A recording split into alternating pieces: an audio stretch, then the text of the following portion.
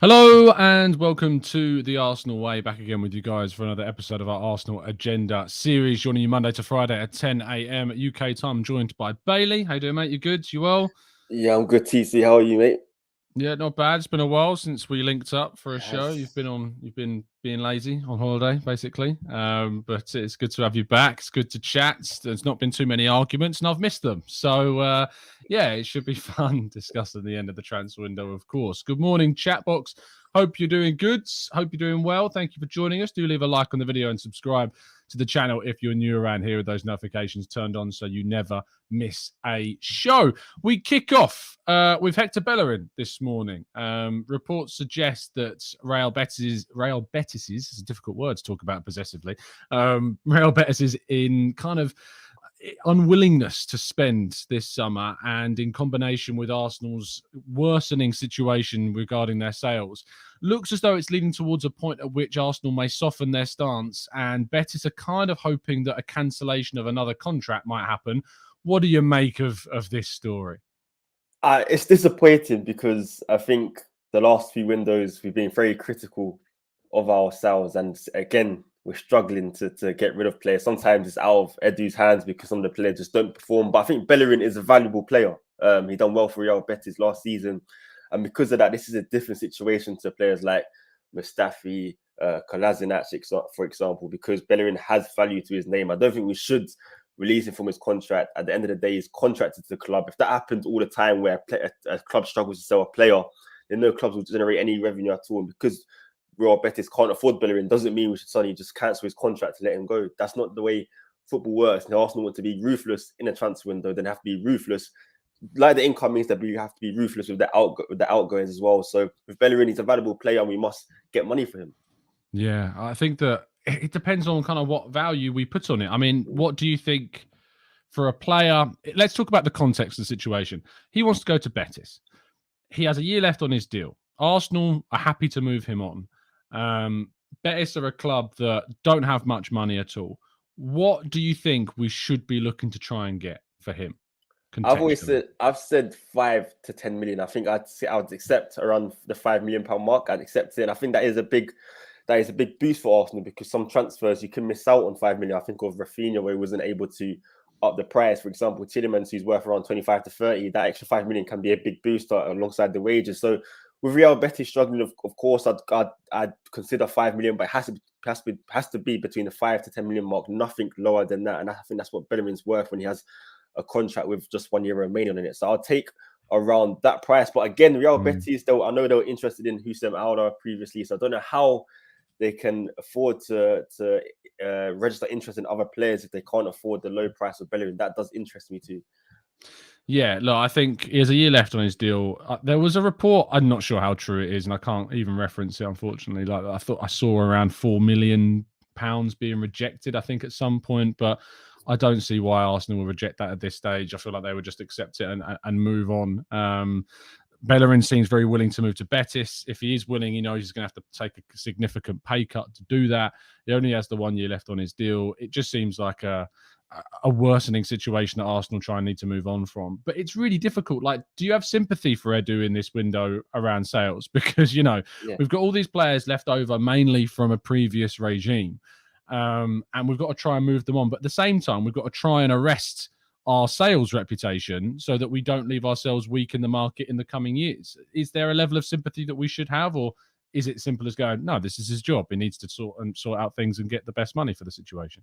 No, absolutely, you're completely right, Tees. I think what you said at the beginning, some of these players are from a previous regime where the players seriously underperformed, seriously lost their value, and sometimes you can't sell something that's not valuable. I don't think anyone wants to buy something that is not valuable. So, for example, players like Mustafi, no one is going to buy Mustafi after these poor performances. And now it seems Bellerin, of course, is a good player. Now they seem to not being able to afford Bellerin, but you do have to give sympathy to Edu. I think if it's players from Arteta's reign where, let's say, for example, it's a Reece Nelson, for example, we want to sell Reece Nelson, we want to get money for him. If we can't get money for Reece Nelson, then I'd question Edu, because he had a very good loan spell away at Feyenoord, for example. And so players like that, for example, I know Nuno Tavares is also getting a lot of interest. So there is credit to Edu there, and he's standing firm. So I think with players in the previous regime, I think really we need a clean slate. We need to get rid of all those players, and then we judge Edu on the players that are fresh here now, signed under Arteta, and then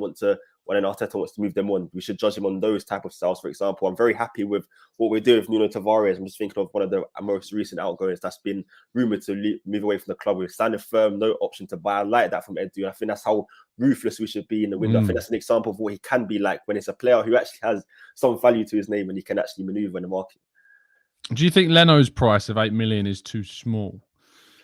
That's a good question. I think Leno's been a good servant to the club. I think, again, he's another player under the previous regime. I think I'd take upwards of 10 to 20 million for Bernd Leno, seeming as though 20 million? Wow. 10 to 20, in between that bracket, because he was able to get a lot for Emiliano Martinez, of course, a couple of years ago from Aston Villa. So if you compare it to that, but again, 8 million, I wouldn't absolutely spit water out my mouth and say, what are we doing? No, I would not do that. But I take 10 to 20 million in between that bracket, but 8 million is also not bad for Bernd Leno. Yeah, look, I don't know whether or not the details are that, this is an 8 million surface figure and that it will grow to an additional amount of money with add-ons. We don't know that yet, but it seems Arsenal are just kind of really trying to push the button on getting players out, because we know that we can't really bring any more in until we've moved players on, because the squad is just too bulky, at this stage. And rumours regarding potential signings have gone very, very cold over the last 48 hours. We're not seeing links, despite the efforts of the French media in particular to try and continue to link Paqueta with a move to Arsenal. We've heard from Edu himself that Arsenal are well stocked in that position, and currently we're not pursuing him. I think that will change in the last few weeks of the window. But going into the brand new season, we've got games against Palace, Leicester, Fulham, Villa, and Bournemouth, I think, are the 5 games, not particularly in that order. Palace are first. But they're 5 very winnable games with the team that we have right now, that we could afford to still sign players after the season starts. Yeah, no, I completely agree. I think at the moment, Eddie's focus is getting rid of players so you can once again build up the strength and the financial capabilities to sign players. I think, as you mentioned, the game against Palace, the squad we have is very winnable. I think pre-season showed that we are in a very strong position, so we don't need to rush. We don't need to panic buy it early into the window. If the right signing pops up, we will sign him. But I must stress, we do need more signings before the end of the window, because going into this season, it's going to be a very, very busy season. The busiest season we've ever playing in the Europa League, of course, World Cup break, which means more games. So we are going to need to strengthen in depth and in the wing positions, in defence as well, and midfield. So yeah, there is more acquisitions definitely needed for now. But I think for the start of the season, we're good because the fixtures are very favourable. If it was last season, we'd be worrying because, of course, we played Chelsea and City in the first 3 games, but we do have time. I think at the moment, Edu needs to offload a couple of players, as you said, just to generate funds so we can buy the players we want. Yeah, indeed. I absolutely agree. I think that we need to move these players on as quickly as possible, and ensuring we do that, which should mean that we can get 1 or 2, potentially 2, who knows. I think it'll be more closer to 1, to be honest, before the window finishes, but I think there's a real chance of Arsenal being able to do it. The other big bit of news yesterday was that Arsenal played their, I think, 5th pre-season friendly, 6th maybe if you count Ipswich as well. We've had, Ipswich, Nuremberg, the 3 games in the US, and now a game against Brentford. Our first loss of pre-season. Arsenal lost 2-1 to their fellow Premier League rivals. The team was not exactly made up of, first team squad members. There weren't too many at all. In fact, the lineup, for those that aren't aware, was Turner, Cedric, Walters, Holding, Tavares, Elneny, Lokonga, Maitland-Niles, Marquinhos, Nelson, and Nketiah, with some youth players like Sousa, Saga Jr., and Patino coming off the bench. So there's upwards of 15 senior players that weren't involved. How much do we read into this one, Bailey? Not at all. Firstly, it's a behind the closed doors game for a reason. Secondly, the lineups just showed that I think Arteta was just maybe getting a last-minute assessment of players who are on the fringes, and he could break into the team, or maybe he wants to sell before the end of the window. I don't think we should look into it too much whatsoever. But yeah, it would have been nice to continue the unbeaten run in pre-season. I don't know if you can count that as a towards the unbeaten one if it was behind closed doors. I don't know how if that works. But technically, we're still unbeaten if you want to look at it that way. Oh, we're reaching now. We are reaching. What do you make of the fact that Tavares started this game? There were some interesting reports yesterday that his move to Atalanta had hit problems. Do you think that's an indication that maybe Atalanta are cooling their interest on him? Potentially, but of course there was other players in the team who I don't expect to stay beyond the end of the window, like players like Maitland-Niles. So maybe Arteta was just filling the gap really and making sure Zinchenko and Tini just come back to training are fully fit for the season and raring to go. But again, with Tavares' move to Atlanta, I'm kind of happy personally because I want to see Tavares stay in the Premier League. I'd like to see a loan move. I've done an article yesterday on how I'd like to see him at Brighton. I think it'll be perfect to learn under Graham Potter. If Cucurella does go to Manchester City, then Tavares learning under Graham Potter would be the perfect move to him. And he did impress me with his cameo against Chelsea. I think there's a player in there. And we must make sure we do not include a buy option in his low move because I think he has a lot of potential. He just needs to learn the game a little bit. He's still very young. He still has a lot to learn. So let's not sell him with a buy option. Yeah, no, absolutely. I think Tavares is a player that's going to obviously struggle for minutes next season with Zinchenko and Tierney at the club. I see a player in him for the future. I don't think, I think some of the criticisms of him go way overblown considering the performances he's given, especially in the first half of last season. I think that he deserves a season out on loan playing regular football at the top level, whether that's, in Italy, in the Premier League, as you say, would be preferable, but guaranteeing yourself minutes in the Premier League is difficult. I think that Arsenal are right to not be looking to include any kind of option unless the option is of a significant fee. If you were looking at 30 million euros, I think I'd be open to that. I think that's a very good price for a player like Tavares, especially, and Arsenal would make a significant profit on what they invested. And they've already got, as we say, 2 starting left backs. So I think there are benefits to that deal, but as we say, there were some rumours that deal was potentially cooling. But him being in that team is no suggestion that it isn't.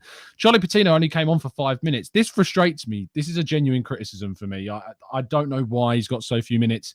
He's not injured. I think he played in that pre-season game for the under-21s against Woking. What can you reason anything behind a lack of minutes for him?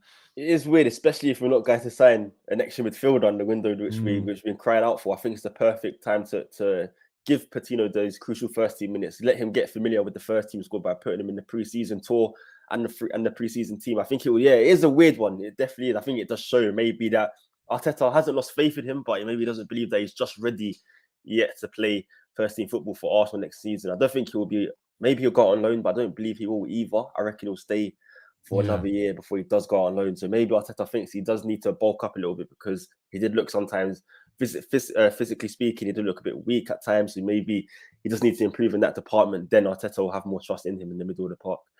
Yeah, Walter's played as well again. He's really catching the eye of Arteta, it seems. And, Holding... we've got Holding, we've got Saliba, and of course White and Gabriel that are our main centre-backs. Marie looks like he could go, and interesting that he wasn't included in that squad yesterday either. Is there any potential you think Walters could get more minutes in the League Cup and the Europa League group stages this season, do you think? I think there's more of a chance than Patino simply because he's been playing in the team, of course, went on tour as well. I would say no, simply due to our numbers, but the way Arteta has been trusting him in pre-season, I wouldn't be surprised. Of course, you've got Europa League and the Carabao Cup. We don't know the futures of players like Rob Holding, maybe even William Saliba, if you believe the French media. So, he could have a chance to break in. And clearly, Arteta trusts him and he likes him as a player. So why not? Why can't he get a few minutes in the first team next season? Let's go into the chat box now to finish off today's show. There's plenty of things that we got to discuss. And if you've got any questions you'd like to throw in, we'll try and tackle them to the best of our ability. Arsenal Razor asking the question, who could be Xhaka's backup? Because we've got El Neni and Lokonga, of course, who both played in that game yesterday. But there is, I think, admittedly, quite a drop-off in quality from Partey Xhaka down to those two. What do you think about that as a potential area that we still need to strengthen in? Yeah, it is worrying. I think when Partey or Xhaka both come out of the team, there's a big difference. There's a big hole in the squad. I feel like with those two in the middle of the park, Arsenal look like a much different team, a much stronger team. But suddenly when one becomes unavailable, we look much weaker. So I think a backup midfielder you can maybe play in both roles would be the most suitable option. I think we definitely do need a player of more quality and more experience in midfield just to bridge the gap between El Neni and Sambi to Xhaka and Partey, of course. Yeah, agreed. I think El Neni is massively underrated still at the club. I think he's a player that's unfashionable. But if I've said a number of times, if it's a choice between having El Neni playing in a game next season or Lucas Torreira playing a game next season, I'd rather have Mohamed El Neni in the team. I really would. I think it's not to, downplay how good Torreira is, and I think he had a very decent season for Fiorentina. But I think El Neni's experience, his calmness on the ball, what he brings into the team in that position, the big game mentality. He's had big performances against the likes of Chelsea and Manchester United away from home. And I think he's a very well-respected and well-liked member of the group. And I would rather see him, prioritised over someone like Torreira. And I'd rather us go out and sign someone and move someone like Torreira on, even if it was a case of we could turn around Torreira's situation. I'd rather see El Neni preferred over him in a number of games. It's strange that he's not particularly fancied. What do you make of kind of El Neni and his place in the team? Because he had that extension. I think he's going to be here for another year at least. So what do we think?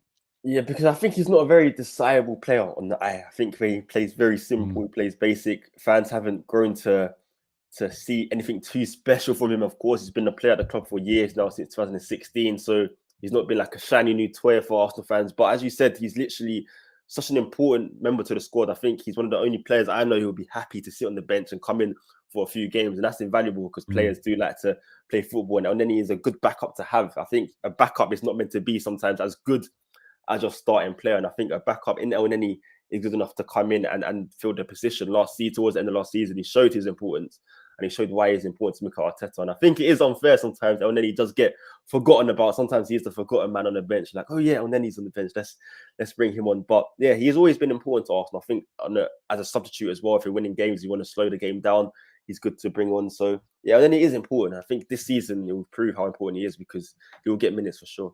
Indeed. Stevie says, why isn't Brook Norton Cuffy getting any game time thus far? I mean, I'm asking the question at the same time. I think the reasoning might be that he's, his development's still very much seen in the youth team. He's still only 18 years of age. He needs another loan for me, try and get him a loan to the Championship. I'm sure that they would have had plenty of teams interested in trying to sign him because he had such a good loan spell with Lincoln.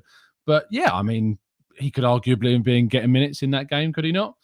Yeah, I agree, but I think he needs another loan as well. I think the Championship now is the next step, and then we'll see him maybe the season after that play for Arsenal and really compete to be in a team, because he did have a good loan spell at Lincoln, but the level was quite low. I think going from that level straight away to the Premier League is rare and it's risky as well for a young defender. So he doesn't need another loan just in the Championship, really just to bulk up his first team experience and play at a higher level. Yeah, indeed. And he was obviously a big part of that England team that won the under-19s tournament. So, yeah, fantastic stuff from him in the summer, but it needs to make sure that he's continuing that really impressive development that he stepped up a gear with last season. We're going to wrap things up there. Thank you so much, guys, for tuning in. We'll be back a little bit later on today with another stream, and you'll have plenty more content throughout the rest of the week and through the weekend as we close in on our final pre-season game against Sevilla on Saturday. We'll probably put out a reaction to that because we'll be doing the live blog on Saturday. So we'll try and get a live match reaction show after that finishes as well. Bailey, thank you for your time. Always appreciate it. Thank you, TC, and everyone in the comment section as well. Indeed. We will see you again very, very soon. Drop a like on the video, subscribe if you're new, and as always, keep following us down the Arsenal way.